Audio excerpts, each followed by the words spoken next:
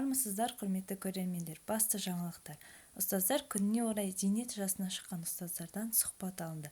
Келесі сөз кезегін әріптесіме беремін.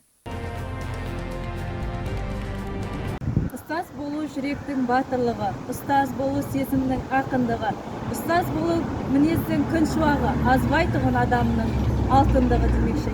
Бүгінгі тақырып ұстаз туралы болмақ. Ұстаз болу өз уақытыңды аямау, өзгенің уақытын аялау екен сөзсіз рас.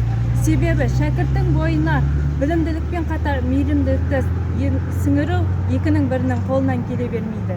Бүгін біз Юрий Гагарин атындағы 16-ші орта мектептің қазақ тіл пәні мұғалімі Мұқашева Сәния Марлен қызына сұхбат алатын боламыз. Бізбен бірге болыңыздар. Сәлеметсіз бе, Сәния Марлен қызы? Сіз ұстаздық жолына қалай келдіңіз? Сәлеметсіңдер ме? Мен әрине өзімнің класс жетекшім, өзімнің ұстазым Күләш Шәкеноваға ұқсағым келіп, қызықтырып, сол салаға мен де келдім. Алғашқы жұмыс күніңіз есіңізде ме? Әрине есімде.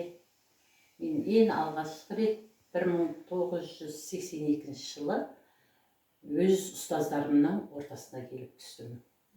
Ол кездегі қуаныш, бақыт, ол сезімді қазір айта алмаймын сіздерге. Қызықты сәттеріңізді айта өтсеңіз мектепте?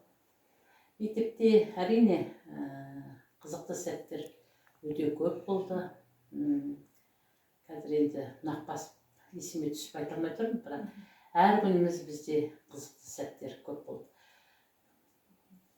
Жетістіктеріңізді де айта өтсеңіз, жарыстарға, олимпиадаларға қатысқан кездерде ерекше қалған, есіңізде қалған оқушы болды ма?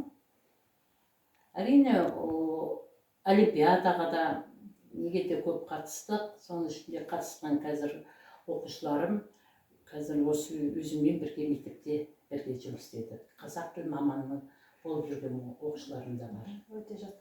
Қазіргі ұстаздық жолын таңдап жатқан жас мамандарға айтар кеңесіңіз қандай? Нені ескерсе? Жас мамандарға айтарым, көп ізденісте болсын деп айтар едім.